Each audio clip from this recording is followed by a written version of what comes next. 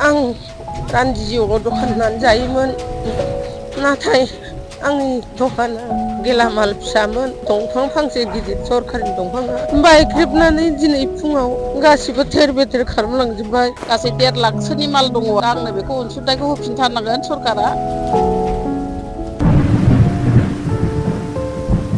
आं जेबो मोनसे मोनाखिसै बे दखाननिफ्राय 1 लाख 1.5 लाखसोनि माल सोनानै आङो रान्दिजिउआव जेने थेने न'खरखौ सालायदोंमोन। सब बुस्थुआनो गासिबो गुन्द्रा जाजोब्बाय, जेबो गैला। फारसेनिफ्राय बुस्थु लानानै टेबोलनिफ्राय सियारनिफ्राय टेबोल गासिबो गेस टेस गासिबो सम्पुर्न नस्थ' जाबाय आरो। बिटिआर सरखारनिफ्राय अनसुंथाइ एसे मोनगोन नामा होननानै आं आसा खालामो। आंहा रावबो गैया, गथ' गथाय दंबाबो बिदिनो दुखिया न'खर नालाय बे दखानजोंनो जेने थेने सोलिदों आरो आं। होदोंबाबो माने होबाय थाखायो आं, दखाना आंहा गोबावखासै। होमबाबो नै दा देग्लाय आं गोदान लुफिनदोंमोन आरो थिं बाखि लानानै। बयबो होनो नालाय दखानखौ एसे मोजां खालामदो नोङो, बिदि होननायखाय मोजां खालामनायजों दिनै फुंनि बारा आंनि दखानखौ सिमब्रेनानै लांजोबनाय जायो आरो मा। आंनि दखानावथ' सम्पुर्न मालानो दंजोबोमोन। फारसेनिफ्राय थिख्लिनिफ्राय फारसेनिफ्राय देक सेक टेबोल सिबोल गेस टेस गासिबो सम्पुर्न दंजोबो। गासै 1.5 लाखसोनि माल दङ आरो। दा आंनो बेखौ अनसुंथाइखौ होफिनथारनांगोन सरकारा। आंनो बेखौ नांफिनगोन आरो गासिबो। गोबां खस्थ' खालामनानै बिराद खस्थ'यैसो दखान होदोंमोन आङो। जेने थेने दखान होनानैसो जायो आं। जेने थेनसो सोलियो। 1.5 लाखसोनि मालखौ आंनो होनांगोन आरो। साहा हटेल। आं बिराद खस्थ'यै होदोंमोन आरो सब बुस्थुआनो गासिबो गुन्द्रा जाजोब्बाय, जेबो गैला। फारसेनिफ्राय बुस्थु लानानै टेबोलनिफ्राय सियारनिफ्राय टेबोल गासिबो गेस टेस गासिबो सम्पुर्न नस्थ' जाबाय आरो। थोरसि लथा गासिबो सखा थखा गासिबो गेस थेस गुरोबजोब्बाय। बेफोरखौ नांफिनगोन आरो। गेस सखाया बायबाय आरो जेनेबा। सरखारनिफ्राय अनसुंथाइ मोनगोन। सरखारनिफ्राय आंनो बेखिनि अनसुंथाइखौ नांगोन आरो 1.5 लाखसोनि मालखौ। सिगांफोर माबाफोर मोनदोंमोन नामा अनसुंथाइ? गैया, जेबो गैया। जेबो मोनफेराखै। आं ओरैनो जेने थेनेसो होनानै जादों। आंहा रावबो गैया, गथ' गथाय दंबाबो बिदिनो दुखिया न'खर नालाय बे दखानजोंनो जेने थेने सोलिदों आरो आं दाहार लिंक लानानै। आं रान्दिजिउआव दखान होनानै जायोमोन। नाथाय आंनि दखाना गेलामाल फिसामोन। आलुफारा सेन्टाराव आं दखान होनानै जायोमोन।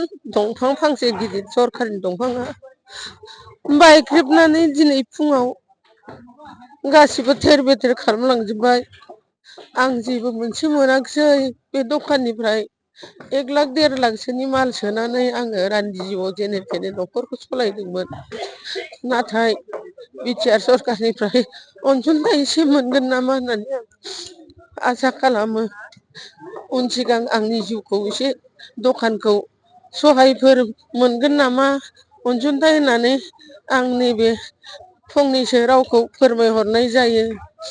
बेसेबांसोनि माल दंमोन दखानाव? 1.5 लाखसोनि माल दंमोन बाहाय। आं बायदिसिना ना गोरान बायदिसिना बुस्थु मोजां मोजां बुस्थु एसे, ओमफ्राय नै दा माबा मोनसे सरखारनिफ्राय आङो थाव साबोन मा एसेम ना माबा मोनसे होनदोंमोन ना, नैबेनिफ्राय आं लाबोनानै फानफैदोंमोन आरो। मुलिबो माखासेमोन, थाव साबोन माखासेमोन।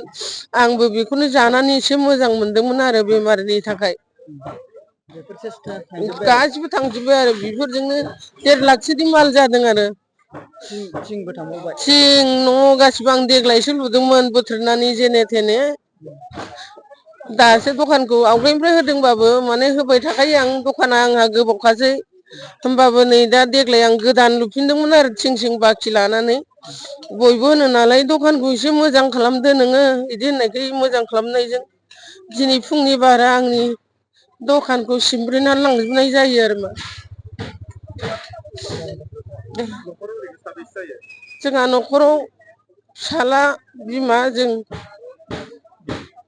दा गोबांथ' फिसाला साथाममोन बिसोर जुदा जाजोब्बाय। आं बिमा फिसाल' जायो आरो। फिसालाबो गैया, अदालगुरियाव हिनजाव आलासि जानायखौ लायनो थांदोंमोन।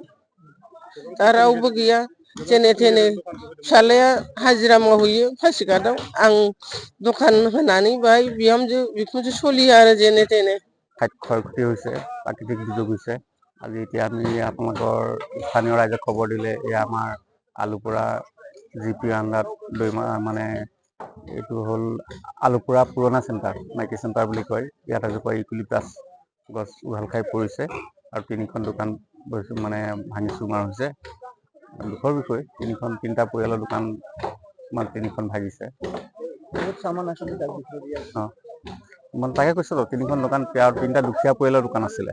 এখন চাহ দোকান, এখন মানে এই পাণ দোকান আৰু এখন ফাৰ্মাচীৰ ওপৰত পৰিছে। ফাৰ্মাচীখন মই ক্ষতিসাধন হোৱা যদি লগত 2খন দোকান কিন্তু সম্পূৰ্ণ ক্ষতিসাধন হৈছে। ইয়াৰ কিবা এটা ব্যৱস্থা হ'ব নেকি? আমি স্থানীয় ৰাইজক কৈছোঁ, ইয়াত যিহেতু আলুপুৰা পঞ্চায়ত আছে, পঞ্চায়তত যোগাযোগ কৰক, ফটোখন গাঁঠি দিব। আমিও ফটো চটো মাৰি লৈছোঁ। আমাৰ ডিপাৰ্টমেণ্টৰ ফালৰ পৰা যদি কিবা পাৰে আছে তেনেকুৱা আঁচনি, আমি ওপৰত জনাম।